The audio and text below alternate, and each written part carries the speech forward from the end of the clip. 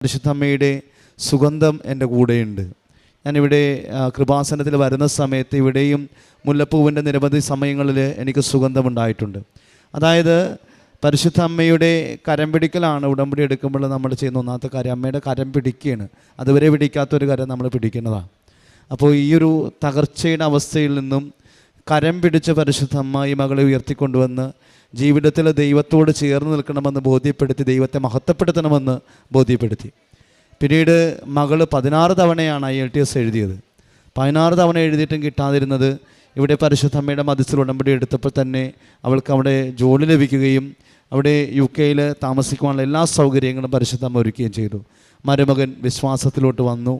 കുഞ്ഞ് പോലും, അതായത് പേരക്കിടാവ് പോലും പറയുന്നത് കൃപാസനത്തിൽ നിന്നും നേർച്ച വസ്തുക്കൾ വാങ്ങിക്കൊണ്ട് ചെല്ലണമെന്ന രീതിയിൽ വിശ്വാസത്തിലോട്ട് ഈ കുടുംബം പൂർണ്ണമായിട്ടും വളർന്നിട്ടുണ്ട്.